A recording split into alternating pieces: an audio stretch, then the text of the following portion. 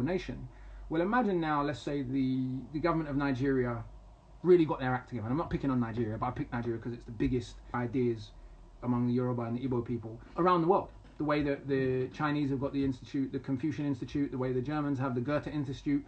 What would it do to people's conception of Africa and Africa's potential if the average person in the street knew just how sophisticated the kingdoms in medieval West Africa were, for example?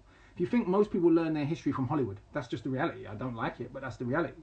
If I were a West African billionaire, I would be funding films about medieval Benin, which was one of the most sophisticated kingdoms in medieval West Africa, comparable to many kingdoms in Europe at the time. I would be interested in promoting African philosophy and spirituality outside of Africa, so that a lot of people's inaccurate image of Africa was corrected, which has real world soft power impacts.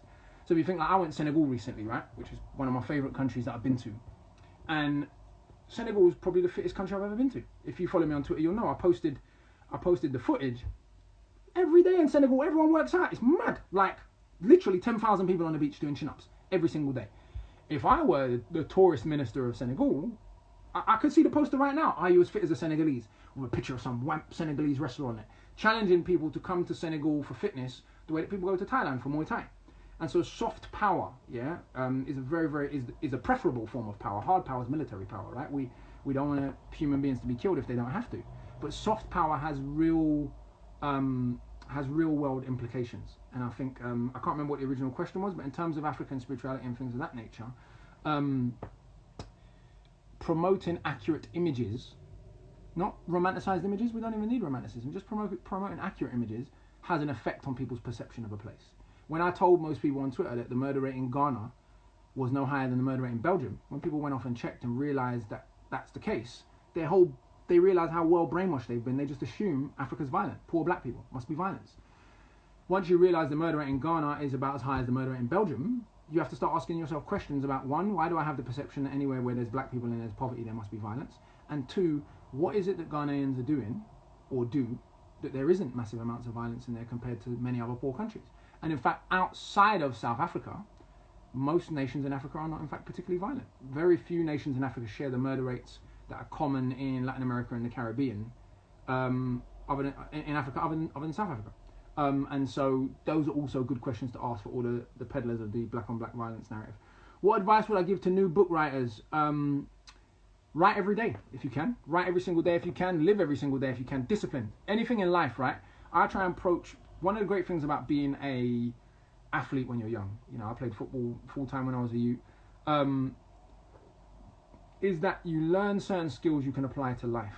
The brothers that made it in football were not always the most talented people. Some of them were, but generally speaking, it was the brothers who were most disciplined, who were most on it, who were willing to do the running when others wouldn't, who were willing to come in and train in the evening when others wouldn't. A lot of it was to do with family background as well, I'm not going to lie. That was a big help and a big factor. You know, people with more supportive families obviously had better chances and so on and so forth. But for writers, it's, I would say, routine. Treat it like a proper job.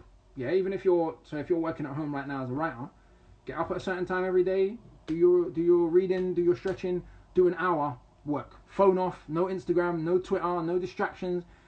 It's something I'm going to talk about in an upcoming video on my YouTube channel. That it's what I call stopwatch accountability. If I'm doing 3 hours writing, I won't do 3 hours writing, do a little bit of Twitter, a little bit of Instagram, go and make 10 cups of coffee, 3 hours is over. I'm doing 3 hours of writing. And every time I get distracted from my writing, I pause the stopwatch. And so it might end up, the 3 hours writing might end up taking me 5 hours. Do you see what I mean? Because I've made 10 cups of coffee, or I've made 2 cups of cereal, or whatever it may be, yeah? So I would encourage you to have stopwatch accountability and discipline and pain.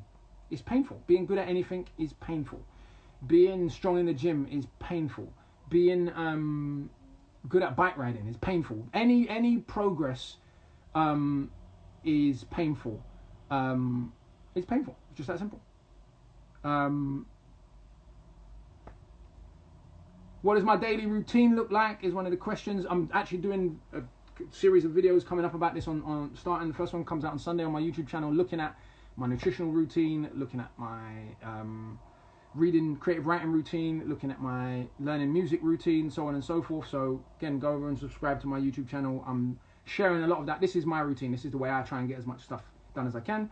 one of the major things I haven't included in there is the community work side of stuff, and I'm always nervous about this. The reason being is I feel like someone with a large platform always saying, hey, look at me, look at all this great stuff I'm doing, look at all these workshops I'm doing, look at me making myself a use to my community. I think it can come off a bit off Bob Geldof if you're not careful, yeah, and a bit savoury if you're not careful.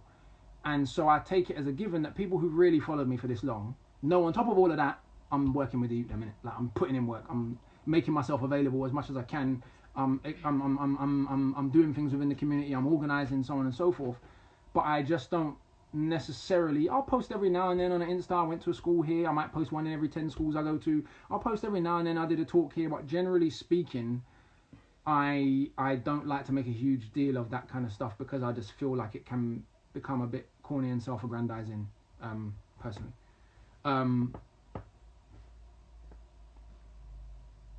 What would I... Somebody wants to learn Jamaican history. UNESCO did a whole series of books on the history of the Caribbean. They actually did a good series, UNESCO General Histories of Africa, 15 volumes. They also did a series on the Caribbean. I think it's 4 or 5 volumes.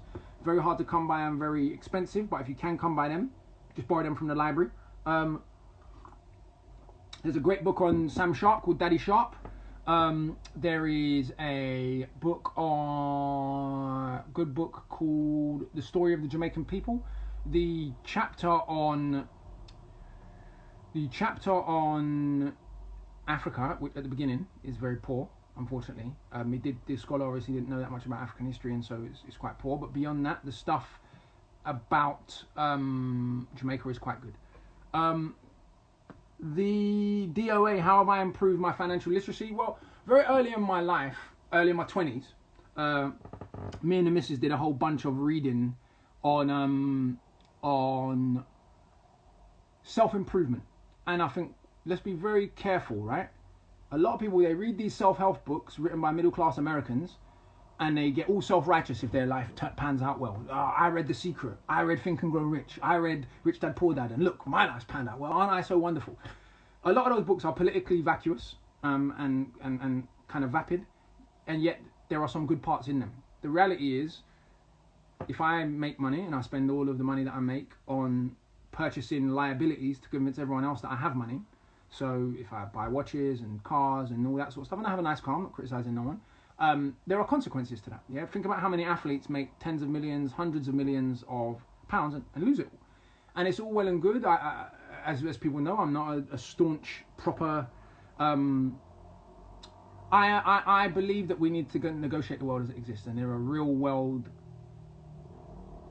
consequences, particularly for people who come from poor backgrounds. Oh yes, Black Agenda Report is a great source of news, by the way. Positive Key, yes. Anyone else looking for news, Black Agenda Report is very, very good. And so I tried to learn certain financial principles that were useful to me in running a business as ethically as I could, in running an organisation as ethically as I could, which I got from some of those books. And they're really, some of them are really simple principles. You know, don't make your assets pay for your liabilities. Yeah. So if you have something, so if you're a musician and you get royalties from your streaming, buy your liabilities out of your streaming money, not out of the money you are physically